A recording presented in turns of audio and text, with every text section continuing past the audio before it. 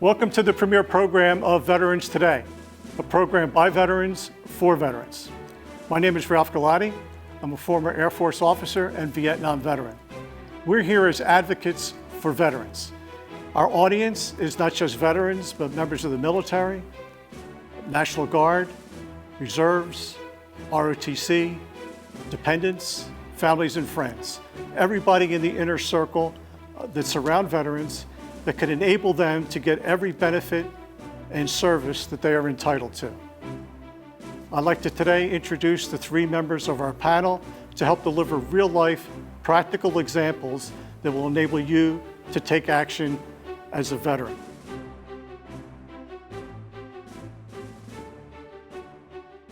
Allow me to introduce my guest. To my immediate left is Andrew Colket from Chester County and Devon Prep. Andrew was in the Army National Guard and served in Ramadi, Iraq. He was also in the civilian world a district representative for a United States congressman.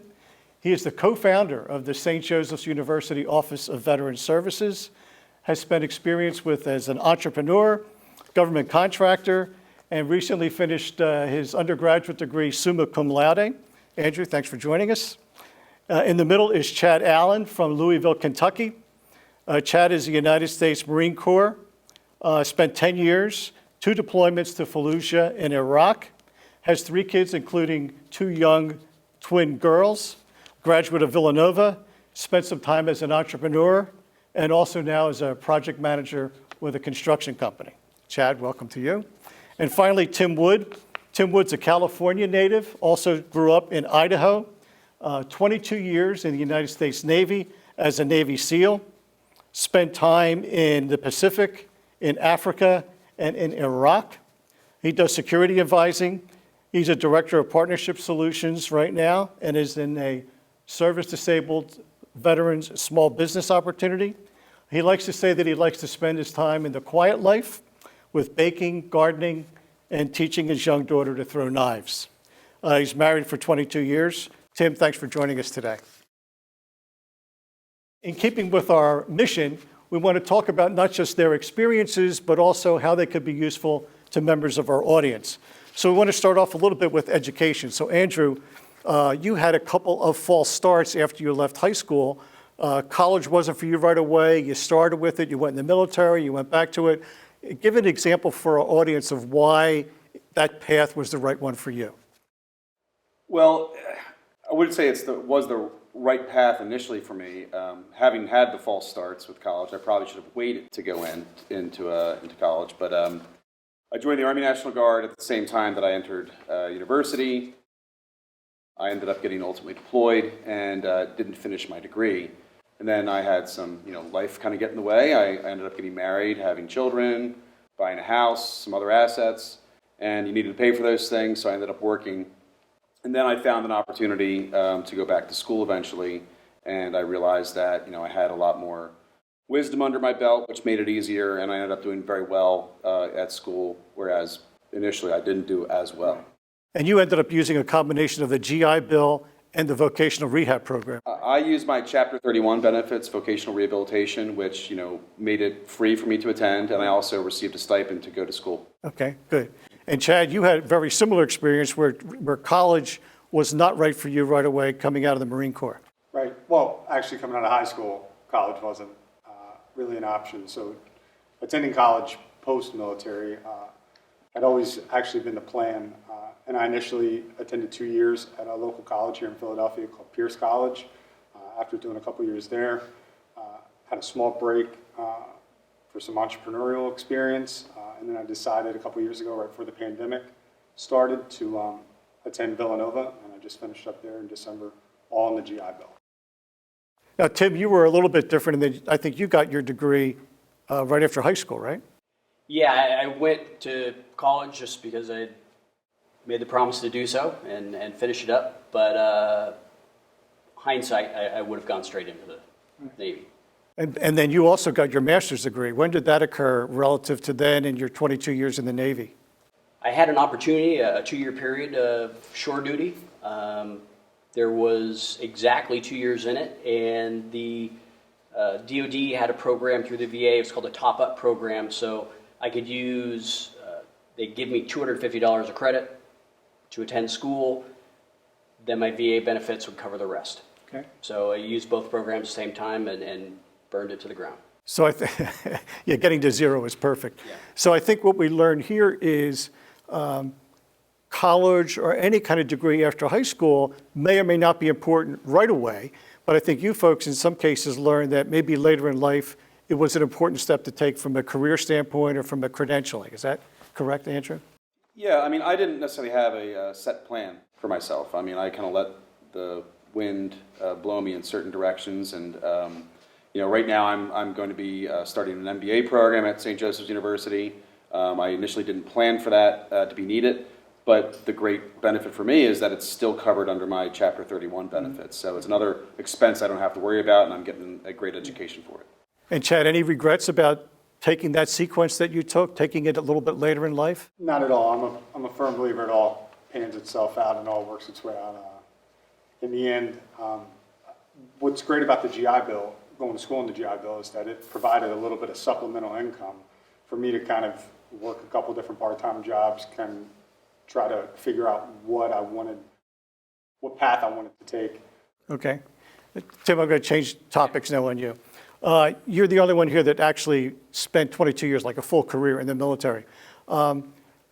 What propelled you to take that action? In other words, like myself, I spent 8 years, Andrew about the same, you guys, but you were 22. What caused you to do that? Was that something you consciously thought about after you left high school and college? No, and I'll say, and this holds true, I think, for most people that do a full career, is that when I first enlisted, I had no intention of staying in. But it fit, and fit fairly well with a family life for a while. So I stuck with it, and it was worth it. But now, as a Navy SEAL, how close were you to the Navy side of the Navy versus the SEAL side of the Navy? So almost completely disconnected from the Navy side for a lot of that career. As I was telling these guys, I spent more time with the Army and the Marine Corps, I think, than I did with regular Navy units over all that time. Okay. So we'll get back to you because there's some interesting stories we want to ask about you, but you may not be able to answer any of them. Andrew, you also, in your time in the National Guard, were part of a really unique organization out of Philly called the First City Troop. Can you tell our audience a little bit about that? Sure. It's the 1st Troop Philadelphia City Cavalry, originally the Philadelphia Light Horse, and they were founded in November of 1774 down the street here at Carpenter's Hall. So it's the oldest continuously actively serving mounted unit in the United States military. It's a long storied tradition. A lot of very interesting people have served. The founder of the Pennsylvania State Police, third man on the moon, U.S. senators, a number of members of Congress. So it's a pretty unique organization. We wear historic uniforms still that are actually authorized U.S. military uniforms just for our unit. But we're an actively serving National Guard unit as well. And you said 1774, so that actually predates the founding of the first branch of the military, the United States Army, correct? That's right. Okay, so really interesting. And still active. Well, we still have our own armory that is actively being used for the Pennsylvania Army National Guard just down the street on 23rd Street here in Philadelphia. Okay. Awesome. Chad, United States Marine Corps. I learned a bitter lesson in that nobody's a former Marine. You're just a Marine for life. How significant was it for you to be in the Marines? What did that mean to you? It still mean for you? I think at the time of joining, I wasn't aware of the broad impacts that the organization itself would have post-service. Like you said, once a Marine, always a Marine. And since I've been out, I mean, those are majority of the connections that I make. It seems that being in the Marine Corps is just will always open up doors. I have found in my own experience that for the smallest branch of the service, the Marines tend to be the most active in the community. I mean, the Marine Corps League, the Marine Corps Law Enforcement Foundation, Toys for Tots, they just seem to be everywhere. Is that just something you think it's inbred or what is it? I think that we're definitely a special breed in that we're generally the loudest in the room and tend to be the most active and involved. And I think that, I believe it was Ronald Reagan that said that The Marine Corps does a great job at making Marines, but they do an even better job of creating better civilians. Awesome. So I think for our audience, one of the things we're hearing today is there's plenty of opportunities to serve, but then there's plenty of opportunities to serve the community when you're done. Tim, Navy SEAL. Give us one anecdote that you're allowed to talk about without swearing us to secrecy. What is so unique about Navy SEALs that it carries such a distinctive character among the military and the civilian community? First of all, anything that's happened is no longer secret. Anything that I've ever done, at least, is no longer secret. But I think one of kind of the base of what makes SEALs unique is that SEALs are completely populated with kind of oddball people to begin with. It's a highest percentage of college grads that go in and actually just enlist. There are, when I went back as a BUDS instructor, we had guys that were professional athletes. We had people who had gone to Harvard, business degrees and pre-law, and it just attracts those people who are in it for maybe not so much for the service and the patriotism, but just for the sheer challenge of it. And it attracts some loose cannons also, for sure. But I think that's actually part of one of the strengths of the SEALs in the field, not so much at home, but in the field, is that they are pretty hard to handle to begin with.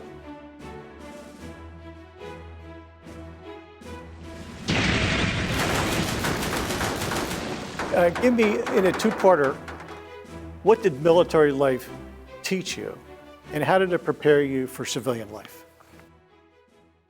For me, I think it's a little bit different just because I served, as a citizen soldier. I was part-time from the start, and I joined pre-9/11, so my understanding when I enlisted was that it would be very much part-time. It became a little bit more full-time because, post-9/11, the National Guard was called up quite a bit, and I spent about 3 years on active duty. Of course, I got that active duty experience, was away from my family and friends and work life for quite a bit. Resiliency, I mean, not to use buzzwords, but that's really kind of how it conditioned me. I learned to, roll with the punches, and I think that's why I was a little bit unsettled too, because I didn't know what I was doing. I got back from Iraq the first time, then I ended up going on another deployment about a year after I got married, to Egypt, and I spent another year away. And then I knew there were impending deployments after that, and it felt very hard to get settled in a workflow. So I learned to just kind of roll with the punches. So it's tough. It's tough to manage your family and a job when you're in a Guard or Reserve unit that is constantly being deployed, which is a lot different today than it was in the Vietnam era when most of those duties and assignments were being fulfilled by active duty people. I think that's true. I mean, there's a lot of support mechanisms out there now, and there's organizations like Employer Support for the Guard and Reserves that provide, I think, initiatives and recognize people that are supporting reservists. I wasn't established yet, so if I think you're at working for a corporation that you already have a position, you plan to be there for some time, it might be a little easier. But because I didn't have my feet quite grounded yet, I never really had a chance to settle, and I didn't do that until more recently. Chad, you were active duty, right, in the Marines? So how about how did that shape you? I think that being a Marine just kind of shows you that you're just a small cog in the wheel, and that it's bigger than you. You're a part of a team, and you're trying to accomplish a singular mission. How that translated into the civilian world, it was a little bit of a cultural shock, I guess, getting out. Being from Louisville, Kentucky, being from a small town, and then coming to Philadelphia, it was almost like I was unaware that there was that this existed within the country that I was serving, and it's easy to kind of get polarized now, and I feel like my experience in the military allowed me that once I got out to not to play into the polarization. Did you feel like you had been disadvantaged in that when you came back 8 years later after your buddies, your high school buddies, that you had lost time, that it was hard to compete now in that marketplace? Or did you feel like you had other attributes that could surpass the person that didn't have your experience, Andrew? Yes to both. I'll admit this about character flaw of my own, where I had a little bit of jealousy of some friends that excelled in private business and with putting together some great academic credentials.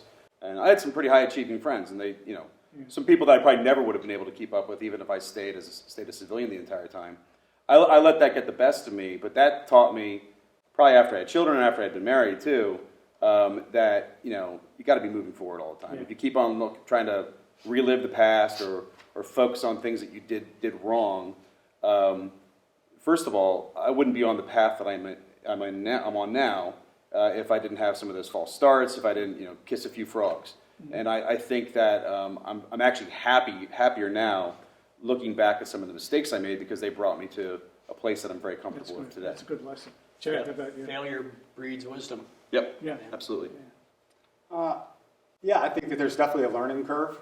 You get out and you're, for example, my wife, very educated, corporate career taken off, and I was kind of starting over at square one, going to college, about to get my bachelor's at 35 years old. But I think that there's some intangibles there that we don't necessarily recognize when we first get out, and kind of tying it back into education. That's what going to Villanova did for me. Yeah. It provided me with the vocabulary to be able to articulate what I was seeing and the differences I was noticing, and recognizing that, just because we all have different experiences, doesn't mean that we can't all end up in the same level, level of success at a corporation. Villanova had a big challenge in dealing with Marines, so enough said. Absolutely. Now, Tim, yours was different because you spent a career in the military, so you became a civilian at a little bit older age, so how did that affect you? When I was new in the Navy, a new guy, and I think this is the same for all service, you're very focused on yourself and that next step, and why is he getting something I'm not getting, and that kind of that weird, childish, competitive. And then over time, you kind of learn that it is, everything you get out of it is directly proportional to your effort that you put into it. And I was fortunate to be in the SEALs in that it is the toughest audience you'll ever have. I mean, the most critical assessments you will ever receive are from the guys that are your best friends. Right. And they speak honestly to you. So over time, you kind of learn that the most effective people around you are not necessarily perfect people.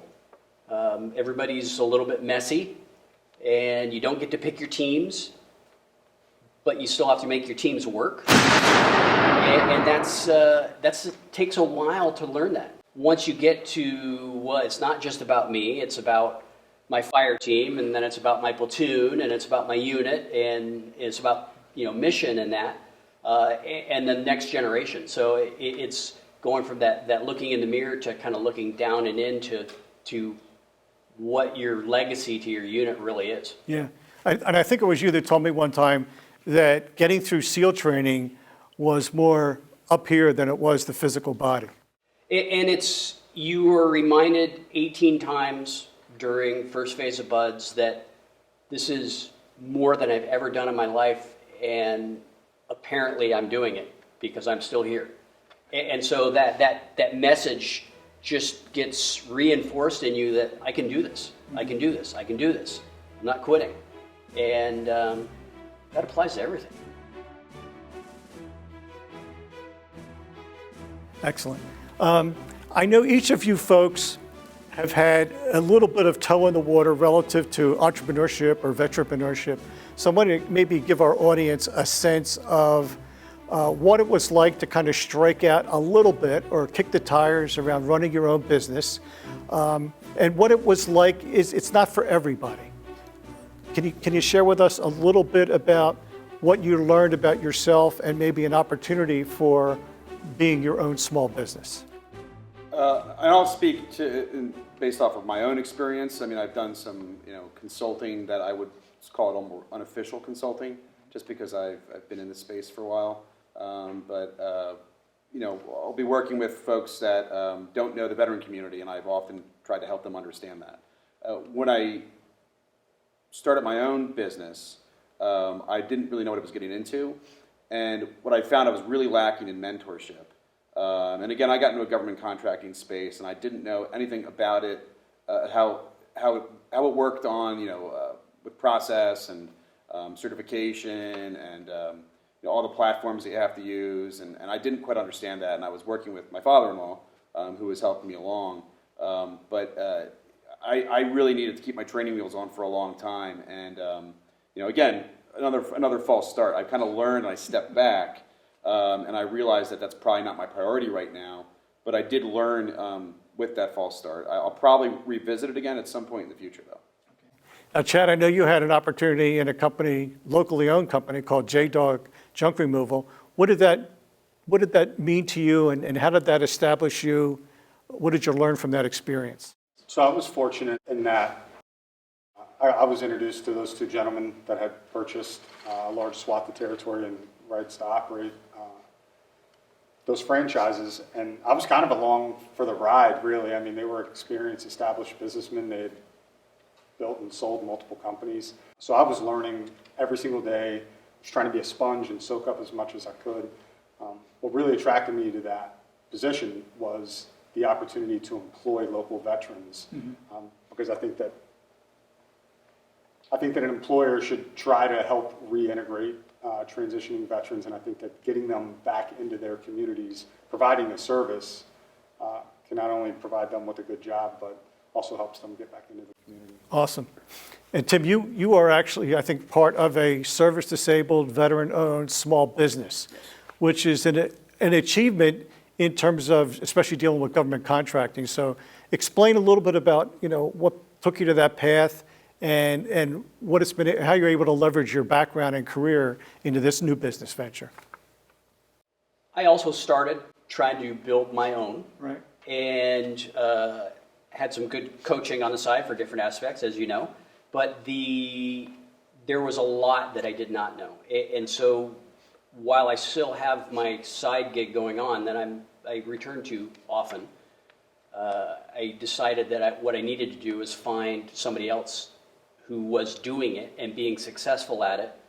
And that's what I did with Workmark and John New, is I actually went to John New and asked him to be part of his company. Mm-hmm. So, and the reason being is that he had a very good understanding of not only the nuts and bolts of an organization, but just the sheer willpower that it takes to build something from nothing. And it's once from the SEAL mindset, you see it, and you can put words to it, and what it means in that is that now I'm starting to find all those things that I was missing. And they're small things, but small things are just as important sometimes. So, go ahead. I'm sorry, Bob. And to Tim's point, finding someone, because entrepreneurship is not for everyone, and I know that it's like the new hot buzz and everybody wants to have their own company, but especially coming from a military background, unless you are extremely organized, disciplined, it's not easy. It's not for the faint of heart. And in hindsight, looking back at the J-Dog experience, I couldn't have started the franchise and had the level of success that we had on my own. So watching other gentlemen do it made it much easier for me when it was time for me to step away and start doing my own thing. So, and let me just add to that. So one thing also is that a lot of these people who have a startup, they're doing it right, and what you can learn from them is valuable, but what they get from you is just that unshaped willpower. Mm-hmm. I can go to John and say, what do you need me doing? And it is the good thing about a veteran is that was most of their career. What should I be doing right now? Mm-hmm. And that fits well for an entrepreneurial setting. And it's a perfect fit, actually. So being able to ask for help and mentorship, I think, are really important. It sounds like that puts you on the proper path. So far we've talked about education a little bit. We've talked about your military background. We talked about what it was like to become a civilian. We talked about entrepreneurship. So let's shift gears a little bit and talk about readjustment and transition. two big words. Readjustment to me is fitting back in with your family, especially. Transition is become a military to a civilian.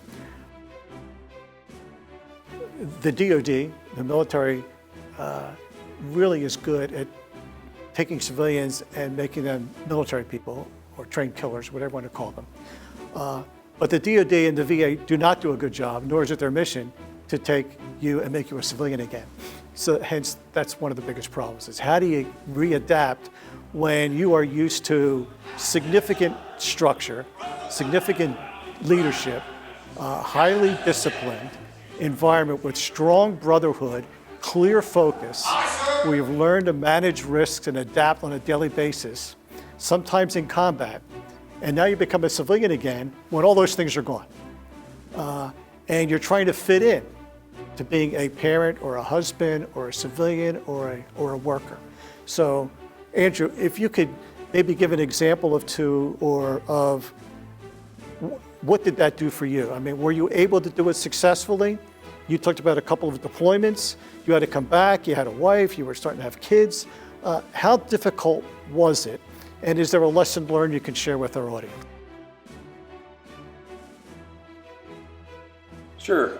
I mean, I didn't have a seamless transition. I had some hiccups and arguably had a tough time coming home. Also knowing that I had another deployment looming over me. Not that these gentlemen don't have exactly the same experience, but to go back to that kind of awkwardness about being a reservist, I didn't know what was next. I didn't have a stable job to come home to. I found an interim position, but I knew I was getting deployed again, so I didn't necessarily have somebody that was interested in hiring me because they thought I was going to be going away all the time. And that made me really uneasy, and I felt like I kind of was failing on my part of the relationship with my wife because she was the earner and had a stable job and a master's degree, and I was, didn't have my college degree yet. Didn't know what I was going to be when I grew up, even though I was a grown up. Can I interrupt for a second? You guys all married up. Oh yeah. Am I right? Undoubtedly. Oh yeah. I mean, you all have very Beautiful women too. distinguished, beautiful spouses. Is one thing you have in common. So for our audience, for the veterans in there, Don't tell her how bad. yeah, marry up. Okay, I'm sorry. But they all have horrible judgment. And they're really patient. That's right. They're very patient. And then honestly, I have to. It's the great. And the life Great of a tangent. military spouse is not easy. I mean, it's a significant sacrifice. It really is. We My- talk about military service. Thank you for your service, but for spouses and dependent, thank you for your sacrifice. It is not insignificant. They didn't necessarily sign up for it, Correct. and they certainly didn't necessarily know what was going to happen on the Right. tail end post deployment and stuff Right. like that. Right. And I have to give my wife a lot of credit. Extremely patient. You know this. Yeah. She's a very very patient Yeah, woman. yeah. And I'm really indebted to her. We for don't that. call her saint for nothing. She is a saint. Okay. That's absolutely true. Okay. Yeah. Chad, how about you? Do you remember the question? No, you're gonna have to. Readjustment and transition. I was just thinking, I hope my wife doesn't hear this and realize how much better than me she is. But she knows that, and we know. Right, it. right. Yeah. Getting back to becoming a civilian again, adjusting to your family, adjusting to becoming a civilian, and in an environment now where you no longer have that support structure that the military offered you every day. Yeah, so I think that self-advocacy was huge for me because and self-care, that too. Like I didn't make a dental appointment because there wasn't somebody telling me I had to make a dental appointment for a long time. I need to make a dental appointment. Right, exactly. So I think that being a self-advocate for yourself is huge. Cool. I also think that there is a bit of a false narrative out there that every single veteran struggles and has a really tough transition, which is the case for many veterans. But for a lot, there's just a small learning curve. You just got to get your sea legs under you, make sure your family's good, make sure your home life's sound, and make sure that you are starting to pick a path. Yeah. Whether that's going to be something professionally that you're going to pursue, an entrepreneurial endeavor, or whether it's higher education. And I keep going back to school. That's why the GI Bill is so perfect, because it gives you that money and it gives you that that supplemental income to allow you to kind of experiment and decide which path you want to pursue. Great. Okay. And Tim, once again, yours is a little bit different than your wife was with you, I think, your entire military career, right? Almost? Most of it, yeah. Okay, Most so it was a different environment for you, and that you kind of, you saw the end in sight. You knew, you could anticipate a bit when you were about to retire, but nonetheless, you spent your entire adult life on active duty. And the challenge is, and just by watching my friends that have also separated from the military, is that the guys who put the break in, like, hey, I'm going to be cool and sit on my butt for 6 months and figure out what I'm going to do or whatever, those are the guys that have problems. And the one piece of advice I would give anybody is that take the weekend off when you get out of the military, but on Monday, be somewhere doing something, because it is that gap in energy, in process, in just doing something. I think that's what gets most guys and just gets them off cycle. So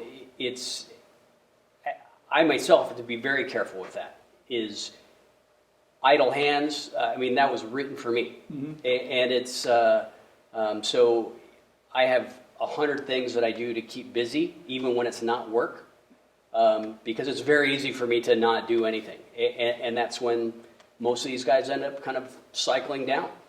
So don't give yourself a gap year when you get out of the military. Yeah. The self-motivation is going to be critical. Yeah. So a message I think I heard from you three folks is you have to take personal responsibility when you leave. You have to be compelled to action. You can't let too much time go by before you do something. So doing nothing is unacceptable. And I think that's a good trait for our audience to hear. Next topic. You guys are all, I believe, part of the VA healthcare system. And VA disability benefits wherever appropriate, whatever you're eligible for.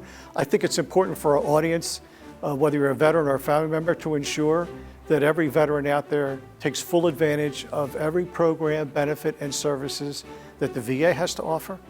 And then there are also plenty of social programs, non-government related, that you may also qualify for. And it's important to take advantage of them right away before things turn potentially south for you. If you're eligible, you should take it and say thank you very much. Are we kind of in agreement with that? Absolutely. Yeah. So now let's talk once again about a little tougher topic. When you left the military, or even when you were in the military, when things were maybe a little bit tough for you, to share an experience for the audience, some of you witnessed in combat pretty ugly things, just like our audience will. You may have been injured. You may have had a buddy injured. You may have witnessed a buddy die in combat. The challenge is, not only do you have to survive that, you have to get up the next day and do it again. Whereas if you're a civilian, you take time off, you go to a fueling, you take care of things.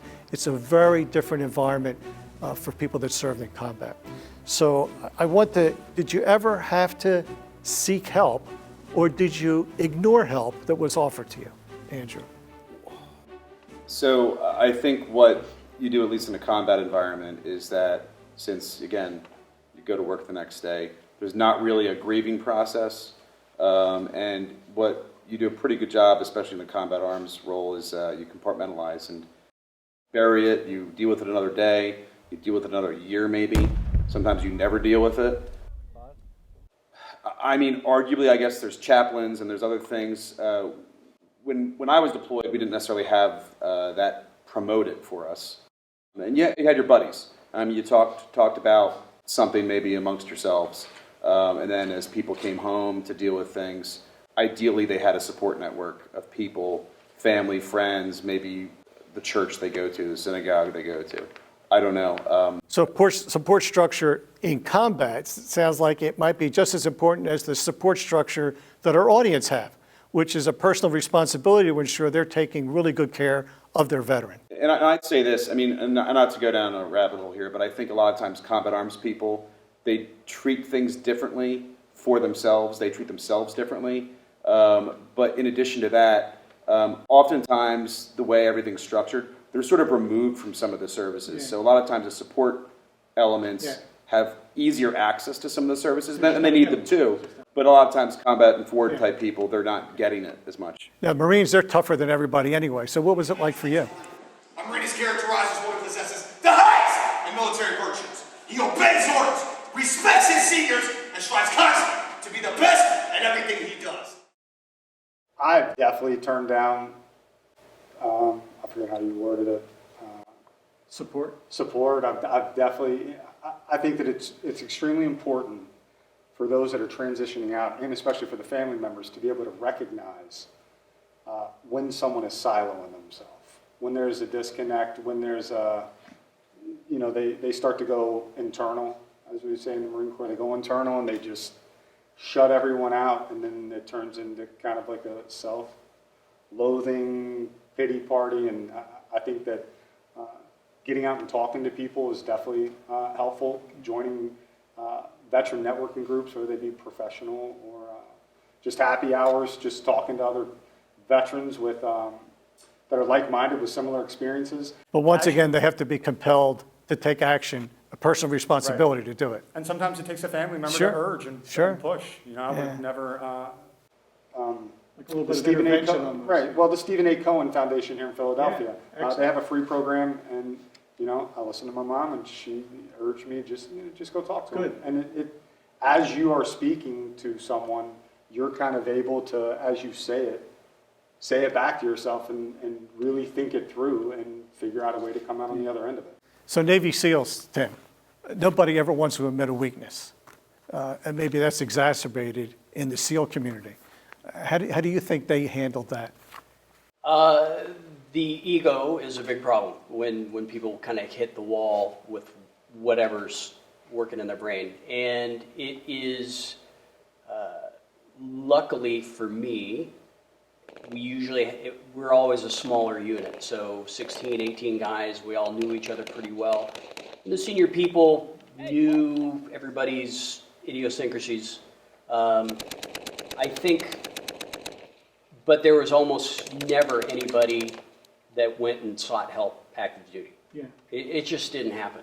And if you look at the stats in the SEALs and special operations in general, the suicide levels are well above regular forces. And I think it's just because not only is it less available, there's still a stigma with it to this day, and it's a shame. And I think, there are 100 different stories that I would never ever share with my family, but the most valuable resources that I have found are just mates, of people that have been there, have done it, still got a few skeletons in the closet that bug them from time to time. There are people out there that understand the crazy stuff that's going around in your mind. And I think it's important that you don't have to fix anything. You don't have to explain why you feel a certain way, but you just need to kind of get it out. And sometimes it's enough to have somebody say, I know, and just knowing that person is there, that's a huge difference. Yeah. So, but sometimes you have to seek those people. Sure. But they're around. They're everywhere. Well, Chad just mentioned a great resource outside the government, the Stephen Cohen Clinic. So, but everybody's battled some demons, and the real challenge is not everybody is resilient enough to handle it on their own. And then you throw on top of that the factor, which I find the most debilitating of all, which is guilt, which we all carry because we've observed things that, it's like, geez, this guy took my duty today and he got killed. Yeah. And you have to live with an awful lot of those kind of things. So whether you see it manifest itself or not, you have to learn how to treat it. And one of the things we want our audience members to know is that help is out there, whether it's in the VA or not. It could be in a veterans group, it could be a neighbor, it could be anybody that can take action on our behalf. So thanks for sharing that with us. We only have a couple minutes left, so I want to ask each of you, in a sense, advice to our audience members, whether you want to give it to a veteran or a family member or a neighbor, but what should they be on the lookout for in terms of changes in behavior of their veteran? Somebody that maybe is living in their home, somebody that's come back from a deployment or from active duty or from combat or has retired, if they look a little off, what should they be looking for and what might they do? Retreating, isolation. And I'd say, to reiterate what's been said already today, and I think it's an important point, is, momentum. Keep that momentum. I became lethargic. I didn't work out anymore. I got out of shape. And then being out of shape was an excuse to not start to get into shape because it was harder to get into shape again. And it's, it becomes a self-fulfilling prophecy. And you want to make sure that some momentum is maintained. And if you can't find a job, volunteer. Be around people. Be part of a community and find purpose. And the purpose might not pay the bills, but you need to find something, because even in networking, even in being social, you might actually find the job that pays the bills through that networking, through that being social in the community. Yeah, I like the idea of doing something. Even if you screw it up, you fix it. Doing nothing is really unacceptable. Never do nothing. And debilitating. Yeah. Chad, how about you? Yeah, I would say that something that people should be on the lookout for, again, like Andy said, the isolation, people going into silos, and self-medicating, alcohol, drug abuse, that's a huge one. Because that only exacerbates the isolation, and that only throws you deeper into the hole, I guess. Yeah. And I think that if you're a family member, talk to some of your coworkers, bring it up to, whoever, because there may be another coworker that has a child that's going through the same thing and they don't know how to talk about it. Yeah. Okay. Tim? I think the most important thing, particularly for people that are just leaving the military, is that you are not the same person that your wife married. And your wife is not the same person that you left at home a year ago. And there's a lot of anger on both sides because of that. And it's not deserved anger, but it happens. You're not the person I married. And it's I think people need to realize from both sides that there's some big changes that happen in that time away.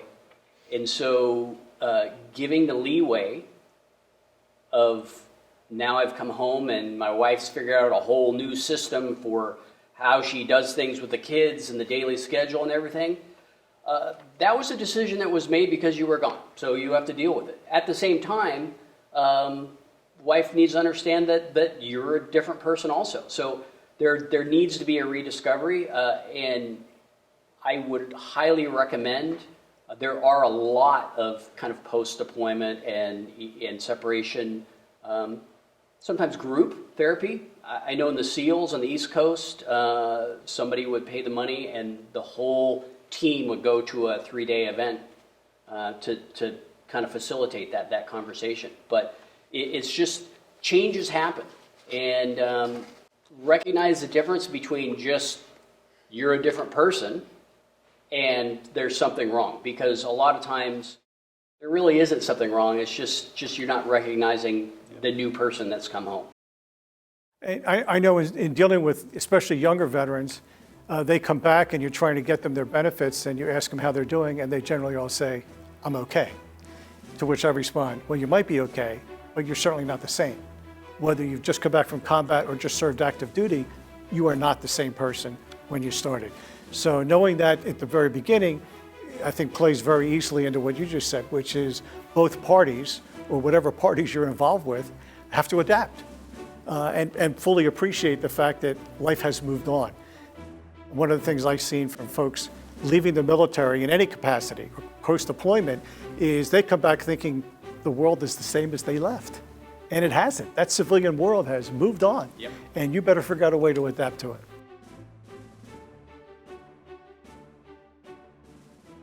Thank you for joining us for our initial program of Veterans Today. I want to thank my three guests, Andrew Colket, Chad Allen, and Tim Wood, for their insights, and hopefully you in the audience can fully appreciate not so much what they went through, but their experiences and hopefully how they would apply to you in your life. Now is the time to take action. If you are a veteran, there are plenty of veterans benefits available through the VA that you should be checking out and enrolling in and getting every benefit that you are eligible for. There are also programs in your community and your neighborhood many of them at no charge, that you should solicit, seek out, and take full advantage of. Also, to families and friends and neighbors, it's time to get in the face of your veteran, not just asking them or telling them thank you for their service, but also making sure they are enrolled in veterans programs and getting full coverage of everything they're eligible for. Remember, benefits are earned and deserved by our honorable veterans. How do you do this? You could go to the VA directly. In the greater Philadelphia area, there are 3 VA medical centers in Philadelphia, Wilmington, Delaware, and Coatesville, Pennsylvania. They could take good care of you, especially if you're post 9/11. The OEF coordinators are specifically trained to help you with the needs of veterans in the past 20 years. There are things called VSOs, Veteran Services Officers, that are available in veterans posts as well as in the community. Their job is to help you, and they are specialists in getting you veterans benefits. There are veterans posts in just about every neighborhood, everything from disabled American veterans, Military Order of the Purple Heart, Vietnam Veterans of America, Iraq, Afghanistan Veterans of America, VFW, American Legion. They are there to help you. They have VSOs involved to help ensure that you get enrolled in every available program. Finally, every county in the state of Pennsylvania has an Office of Veteran Services with trained and skilled individuals designed to help you across the suite of veterans benefits, specifically through the VA. So the key message is there are no excuses now for veterans not to take action. There are no excuses for your friends and neighbors not to seek you out, thank you for your service, but also challenge you and be sure you're getting your benefits. Thank you for joining us. I'm also on the board of the American Red Cross. Please consider giving blood. Thank you.